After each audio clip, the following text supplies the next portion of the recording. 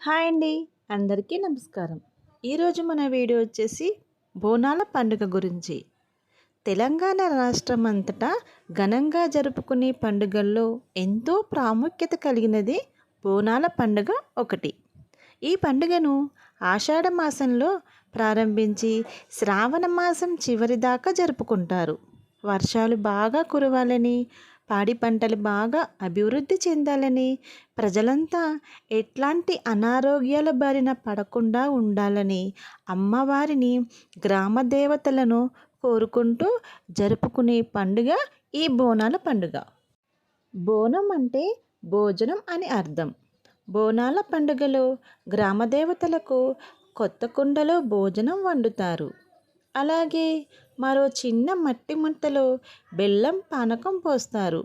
మహిళలు వండిన అన్నంతో పాటు ఉల్లిపాయలతో చేసిన అన్నం, పెరుగు, పాలు, బెల్లంను మట్టి లేదా ఇత్తడి రాగి కుండలో పెట్టి వాటిని అలంకరిస్తారు. బోనం కుండలను వేపాకులు, పసుపు, కుంకుమతో అలంకరిస్తారు.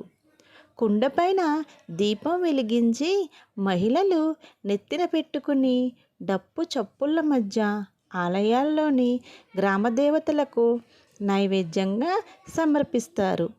తమ కష్టాలు తీర్చాలని పోచమ్మ, ఎల్లమ్మ, మైసమ్మ, బాలమ్మ, ముచ్చాలమ్మ మరియు మహంకాళమ్మ పెద్దమ్మలకు పసుపు, కుంకుమ, చీర, సారెలు నివేదిస్తారు.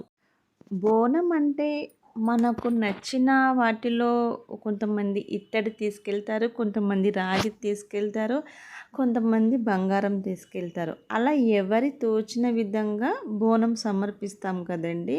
కానీ అమ్మకు ఏ విధంగా బోనం సమర్పించితే నచ్చుతుందో చెప్పనండి. కొత్త మట్టి కుండలో బోనం వండి అదే మట్టి కుండని పసుపు కుంకుమతో అలంకరించి వేపరొమ్మలు పెట్టి అమ్మకు సమర్పిస్తే అమ్మకు చాలా ఇష్టం అంటండి. అంతేకాదు ఆ విధంగా సమర్పించడం వల్ల మన ఇల్లు, పిల్లలు ఆయుర ఆరోగ్యాలతో, ఐశ్వర్యాలతో ఉంటుందంటండి.